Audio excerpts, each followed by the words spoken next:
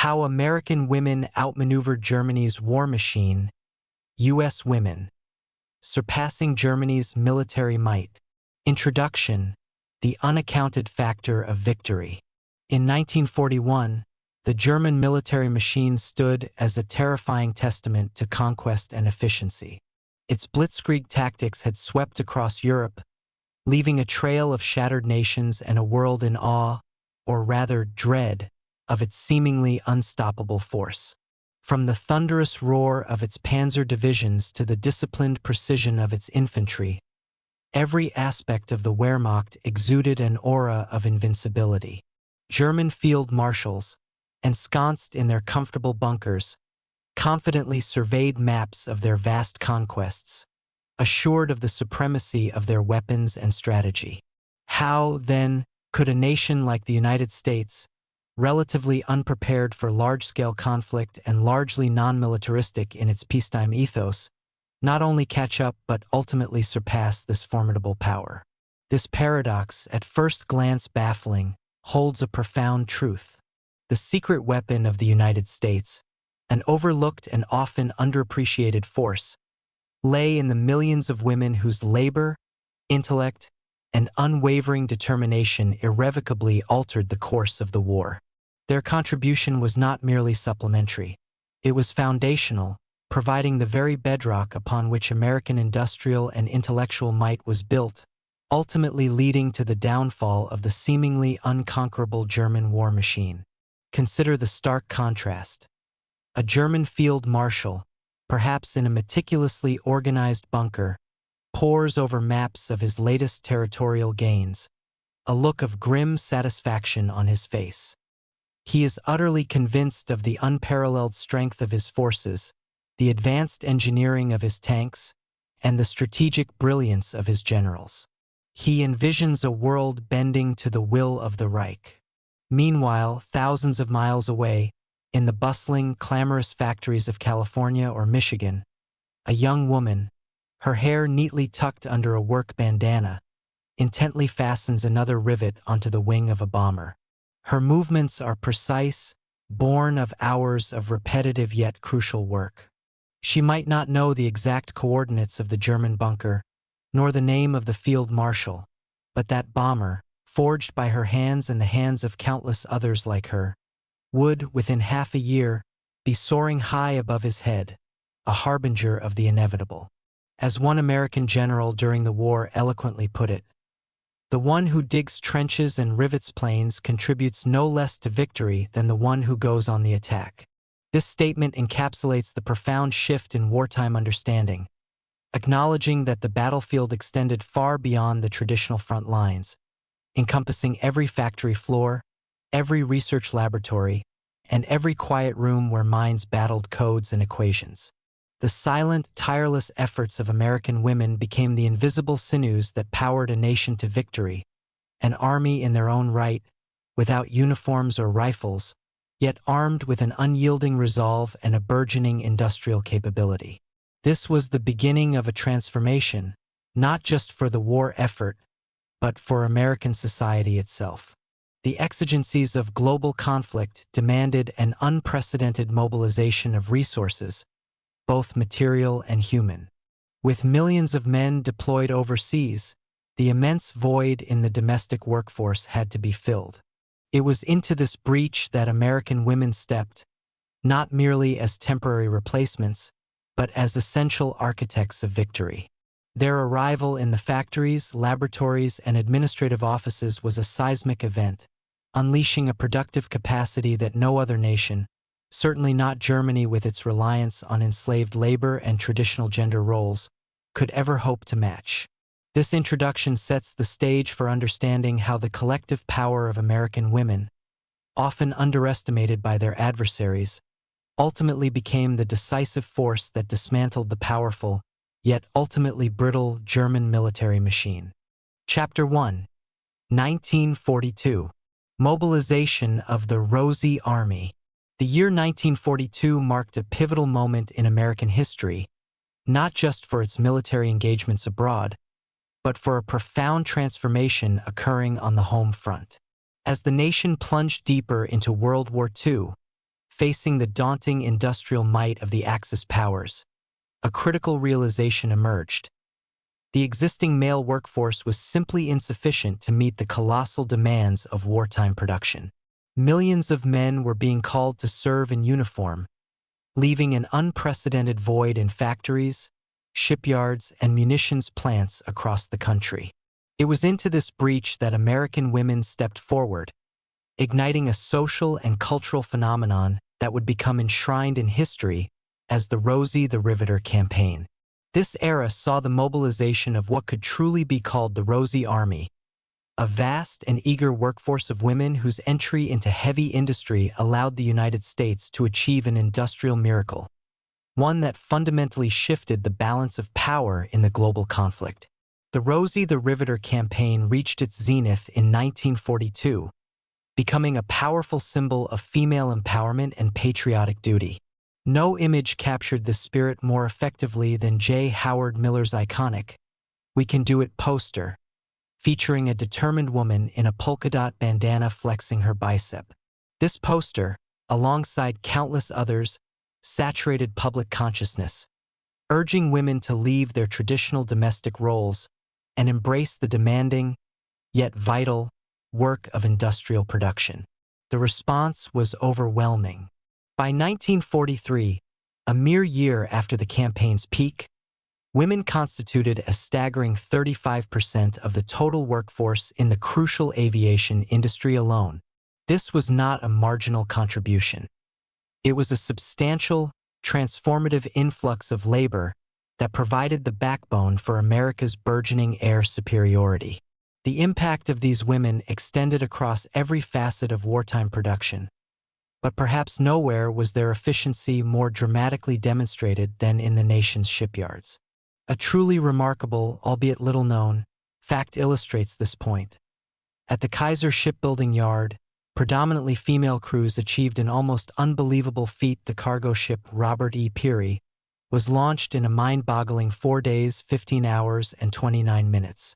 This speed of construction was unprecedented, an industrial marvel that stunned observers and underscored the immense productive capacity unleashed by the Rosie Army.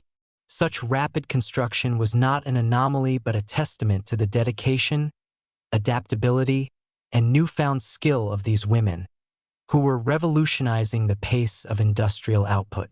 What makes this achievement even more extraordinary is the background of many of these women. A critical yet often overlooked fact is that many who entered the factories had never before worked with metal, heavy machinery, or complex tools.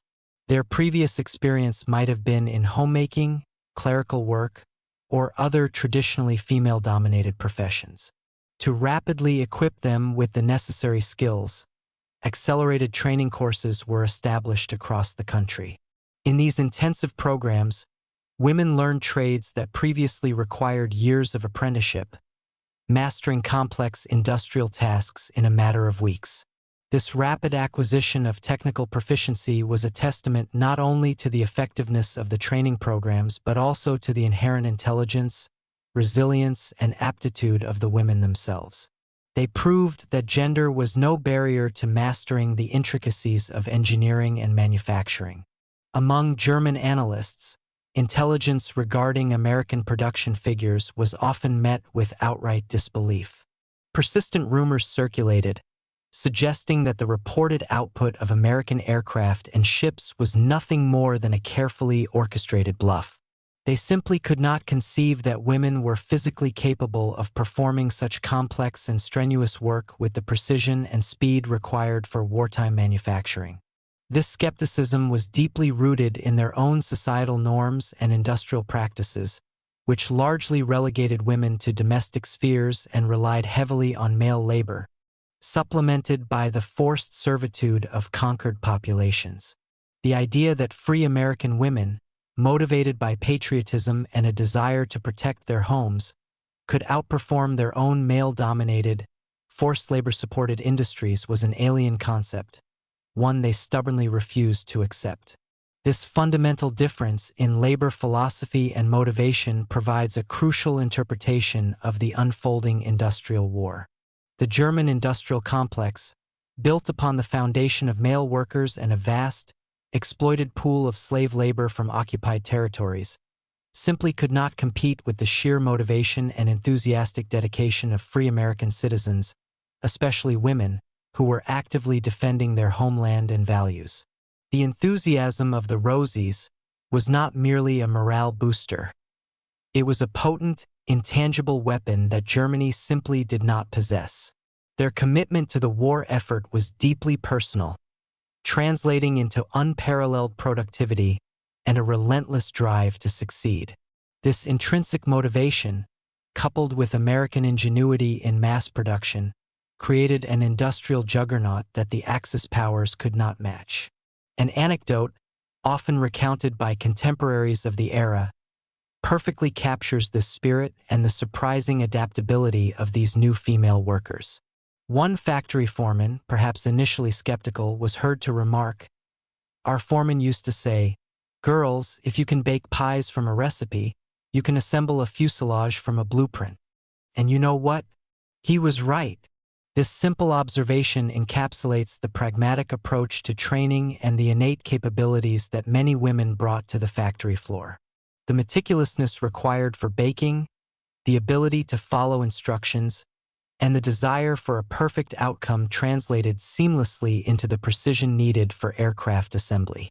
This blend of domestic skill and wartime necessity forged a new kind of industrial worker, one that defied traditional expectations and fundamentally reshaped America's capacity to wage and win a global conflict. The Rosie Army was not just a symbol. It was a powerful, tangible force that laid the groundwork for America's industrial supremacy, a decisive factor in outmaneuvering Germany's formidable war machine. Chapter 2, 1942 to 1943. The Invisible Front. Women who heard the enemy's thoughts. While the Rosie Army transformed America's industrial landscape with visible triumphs of production, another, far more clandestine battle was being waged on an invisible front. This was a theater of war fought not with steel and gunpowder, but with intellect, patience, and an unparalleled capacity for meticulous analysis. This chapter delves into the crucial contributions of women cryptographers, mathematicians, and linguists who, working under conditions of the strictest secrecy, engaged in an intellectual duel with German intelligence and its formidable naval forces. Their tireless, often thankless, work saved thousands of Allied lives, disrupted enemy operations, and, most critically, tipped the balance in the desperate and deadly Battle of the Atlantic. It was a war of wits, where the quiet dedication of these women directly translated into strategic advantage and ultimately victory. The period between 1942 and 1943 marked the true apex of the Battle of the Atlantic. German U-boats, operating in devastating wolf packs, were wreaking havoc on Allied convoys, sinking merchant ships and troop transports at an alarming rate. The survival of Great Britain, and indeed the ability of the United States to project its power across the ocean, hinged on securing these vital supply lines. To counter this existential threat, a complex and highly secretive intelligence operation was underway, involving thousands of individuals, many of whom were women. These unsung heroines worked in secure facilities such as Arlington Hall in the United States and the now legendary Bletchley Park in the United Kingdom. Their collective mission: to break the seemingly impenetrable German communication codes, including the notoriously complex ciphers generated by the Enigma machine. The work was painstaking and relentless. A crucial, yet little-known, fact is that many of these codebreakers were recruited directly from the country's most prestigious women's colleges, such as Vassar and Smith.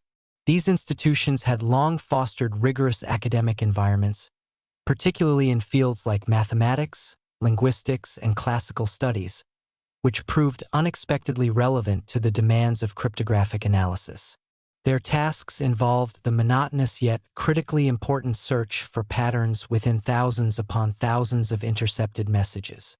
It was a giant, agonizingly slow puzzle, where each tiny piece of deciphered information Each identified pattern held the potential to alter the course of entire battles and save innumerable lives. They spent countless hours hunched over documents, listening to garbled intercepts, and manipulating intricate machinery, all in the pursuit of understanding the enemy's next move. As historian Stephen Beluston aptly observed, the war was won not by geniuses, but by armies of accountants, mathematicians, and deciphers bent over tables and calculations.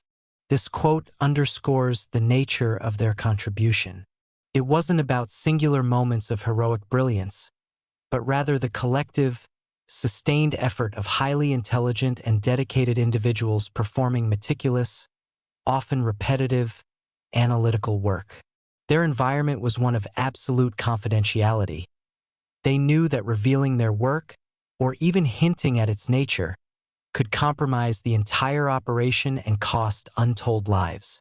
Picture a young woman from New England, a recent graduate with a degree in mathematics, working late into the night in a windowless room. She is surrounded by towering stacks of punch cards, each representing a fragment of intercepted German communication. The air is thick with the hum of machinery and the scent of paper and ink. She has no idea of the specific location of the ship whose coded message she is painstakingly deciphering, nor does she know the faces of the sailors whose fates hang in the balance. But she understands the stakes. Her success today, her ability to identify a critical pattern, to break a specific code, means that tomorrow that ship might not be torpedoed. It means hundreds of soldiers will receive their vital supplies, and perhaps live to fight another day. This was the reality of the invisible front, a battle fought in the quiet confines of secure facilities, where mental fortitude and intellectual rigor were the primary weapons. The ability of these women to hear the enemy's thoughts by unlocking their secret communications provided an unparalleled intelligence advantage. Information gleaned from decrypted messages allowed Allied forces to anticipate U-boat movements, reroute convoys to safety, and plan devastating counterattacks against German naval assets. This intelligence was directly responsible for significantly reducing Allied shipping losses in the Atlantic, a factor absolutely vital to sustaining the war effort in Europe. Their work provided the eyes and ears that allowed the Allied command to make informed decisions, transforming the perilous gamble of transatlantic shipping into a calculated strategy.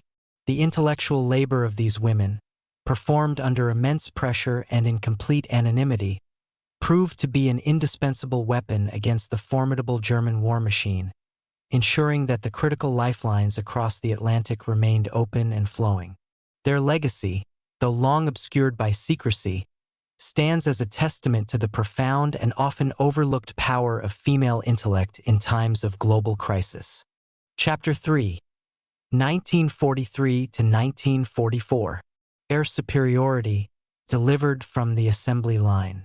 As the war progressed, the strategic importance of air power became increasingly undeniable. Control of the skies translated directly into battlefield advantage, the ability to protect ground troops, disrupt enemy supply lines, and cripple industrial capacity. This chapter illuminates how the sustained and monumental efforts of women on American factory floors directly led to the Allies achieving overwhelming air superiority. Focusing on the relentless assembly of bombers, it unveils how America established an unprecedented pace of production, a tempo that Germany, despite its initial advantages and formidable engineering prowess, simply could not physically match or sustain. This was a victory forged not in dogfights, but on the relentless rhythm of the conveyor belt, driven by the hands of countless American women. By 1944, American aircraft production reached its absolute peak, a testament to the industrial miracle orchestrated by the Rosie Army. The sheer scale of output was staggering. A prime example is the Ford Motor Company's Willow Run plant, a colossal facility dedicated to bomber production. At its zenith, this single factory was churning out one B-24 Liberator bomber every hour. Imagine the continuous, almost hypnotic flow. A massive, complex warplane, taking shape piece by piece, then rolling off the assembly line 60 minutes later, ready for deployment. This relentless, almost unbelievable pace of production provided the Allies with an ever-growing numerical advantage in the air, a critical factor in projecting power across Europe and the Pacific. This torrent of American-made aircraft, largely thanks to the female workforce, enabled the Allied air forces to mount increasingly devastating bombing campaigns against German industrial targets. Operations like Planetarium in 1943–44 specifically targeted key enemy production facilities and infrastructure, systematically crippling Germany's ability to wage war. While Allied bombers, produced in unprecedented numbers, rained down destruction on German factories, the women back home ensured that the supply of new aircraft remained unbroken, creating a self-perpetuating cycle of strategic advantage. Germany found itself in a defensive spiral, trying desperately to rebuild while simultaneously fighting off an ever-growing air armada.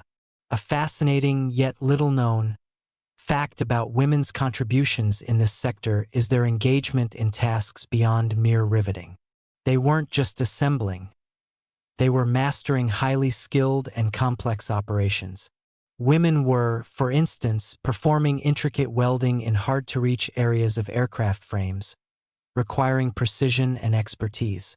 Furthermore, entire female brigades emerged, specializing in the arduous and detailed work of electrical wiring installation, a crucial, complex task that demanded extreme accuracy and patience in the labyrinthine interior of a bomber. This demonstrated not only their adaptability but also their capacity for mastering technical skills that were traditionally considered male domains, further debunking any notions of their limitations in industrial roles. Among the Allied aircrews, particularly bomber pilots, a captivating rumor began to circulate. Aircraft assembled by female brigades were supposedly luckier and less prone to mechanical failure in combat. The prevailing belief was that women, owing to their inherent meticulousness and attention to detail, were less likely to overlook minor defects during the assembly process. While likely a morale-boosting legend rather than a statistically verifiable fact, this rumor speaks volumes about the perception of the quality of their work and the trust placed in their craftsmanship by those whose lives depended on it. It highlighted a subconscious recognition of the superior quality embedded in the machines they produced. This era provides a powerful interpretation of the industrial war. While the German aviation industry, increasingly fragmented, scattered, and under constant aerial bombardment, struggled desperately to meet its production quotas, American women on state-of-the-art assembly lines simply continued their work. They were not engaged in direct combat, but their labor was a form of relentless, strategic assault. They outmaneuvered Germany not through head-to-head confrontation in the traditional sense, but by setting an insurmountable pace in a production sprint, a race that they themselves had defined and were winning decisively. The steady, unbroken stream of aircraft from American factories, built with precision and dedication by its female workforce, systematically eroded Germany's capacity to defend itself, ensuring Allied dominance in the skies and sealing the fate of the Third Reich. This industrial supremacy, driven by the sheer will and diligence of American women, was a cornerstone of the ultimate Allied victory. Chapter 4, 1944 to 1945. The Atomic Project, the finale calculated by women. As World War II neared its cataclysmic conclusion, the nature of warfare itself was on the precipice of a radical transformation. The ultimate technological confrontation, the race to harness the power of the atom, became the most closely guarded secret and the most high-stakes scientific endeavor of the conflict. This concluding chapter highlights the indispensable, yet often unseen, role of women scientists and human computers, whose meticulous and relentless work enabled the United States to win the nuclear race against Germany. In an era before advanced electronic computing, their painstaking calculations, performed with unwavering accuracy, were absolutely critical in bringing the Manhattan Project to its epical and decisive conclusion, forever altering the course of human history and securing the final victory. The period from 1942 to 1945 saw the full-scale realization of the Manhattan Project, an undertaking of unprecedented scientific and industrial complexity aimed at developing the atomic bomb. This monumental effort required not only theoretical breakthroughs but also an immense amount of practical calculation and experimental verification. Within this highly secretive project, women played a vital role at various levels. Female physicists such as the pioneering Leona Woods made significant contributions to the experimental aspects of nuclear fission. Even more numerous, however, were the hundreds of human computers, predominantly women with strong mathematical aptitudes, who were tasked with performing the most complex and tedious calculations related to chain reactions, critical mass, and bomb design. Their collective intellectual labor was the computational engine driving the project forward. A crucial, yet little-known, fact about this era is that before the advent of electronic computers, these incredibly complex calculations were performed manually, often using mechanical arithmometers and slide rules. Imagine the scale of this task. Groups of women would spend weeks, sometimes months, performing the exact same calculations repeatedly, cross-referencing and double-checking their results to achieve absolute precision. One single error, a misplaced decimal point or a misread logarithm, could set the project back by months of work and cost millions of dollars, not to mention potentially jeopardizing the entire endeavor. Their work was the bedrock upon which the theoretical physics could be translated into tangible, functional designs. It was a testament to their patience, intellectual rigor, and unfailing accuracy. As one participant in the project vividly recalled in her memoirs, "We felt that the fate of who would first acquire this incredible weapon depended on our calculations. We could not afford to make a mistake." This quote encapsulates the immense pressure and the profound sense of responsibility felt by these women. They understood, even if only in broad terms due to the compartmentalized nature of the project, that their numerical precision had global implications. Their dedication went beyond mere employment. It was a race against time and against the enemy, where their intellectual output was a direct contribution to national security and global power dynamics. The interpretation of this final technological race clearly demonstrates why the American approach, integrating the intellectual capabilities of women, ultimately triumphed over Germany's efforts. The German uranium project suffered from chronic issues: fragmentation among different scientific teams, severe resource shortages, and debilitating political interference. Their best minds were often constrained by bureaucracy and a lack of unified direction. In stark contrast, the American project was a consolidated effort, bringing together the nation's brightest minds, including its brilliant female scientists and skilled human computers, under a unified command. It operated with a clear objective and unparalleled resources. The women's meticulousness, their exceptional mathematical skills, and their collective intellect provided the final, crucial precision that allowed the United States to outpace and ultimately outmaneuver German scientists in this existential race.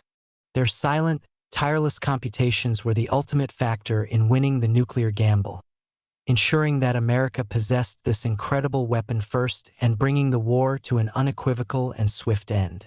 This pinnacle of technological achievement, calculated with astounding precision by women, served as the definitive conclusion to the conflict, marking the ultimate triumph of American innovation and the intellectual power of its diverse workforce.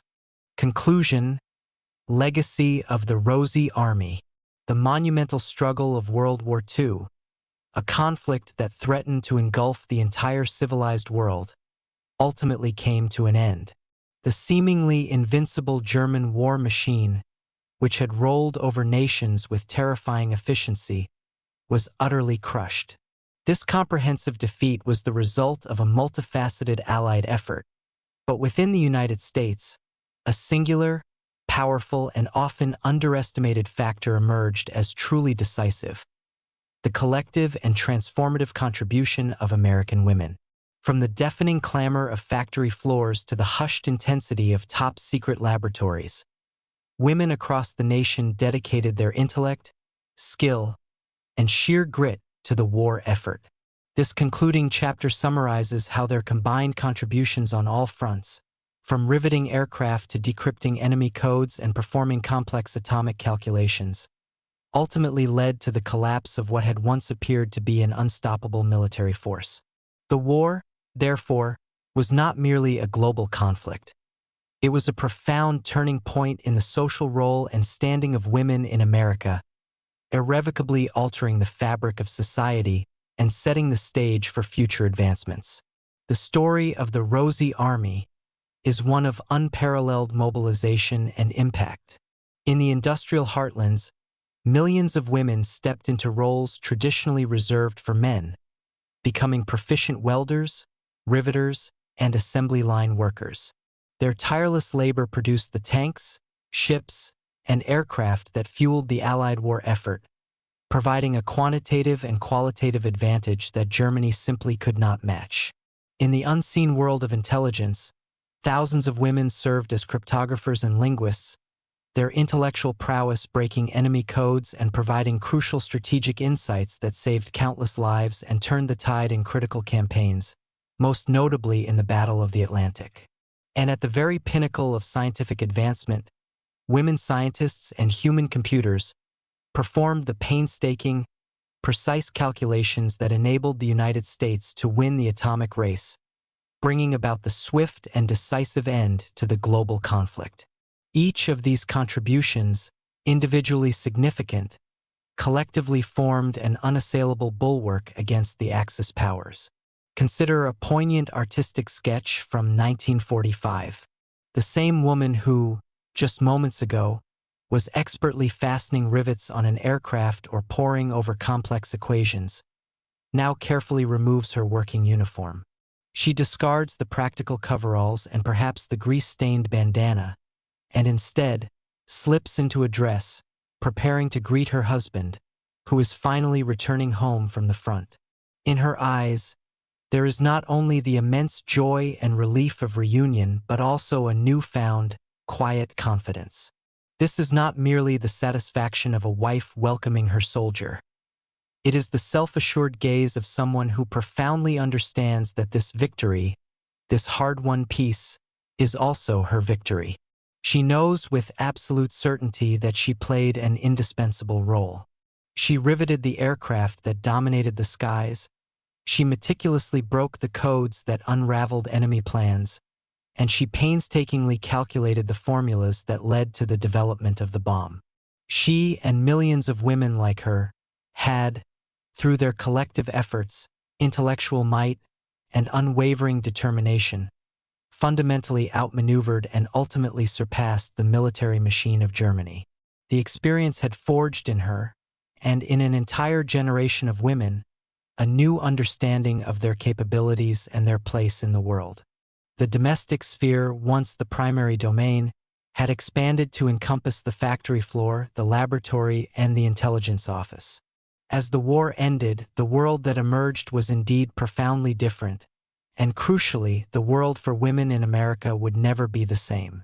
The wartime experience had shattered traditional barriers, demonstrating beyond doubt that women were capable of performing any task, no matter how physically demanding or intellectually rigorous. The Rosie Army had not only secured Allied victory, but had also laid the groundwork for a future where women would increasingly demand, and eventually achieve, greater equality and opportunity in all spheres of life.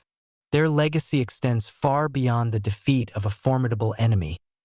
It is a legacy of empowerment, capability, and the indelible mark they left on the social, economic, and political landscape of the United States. The incredible story of how American women collectively surpassed the entire German war machine remains a powerful testament to their strength, intelligence, and patriotism.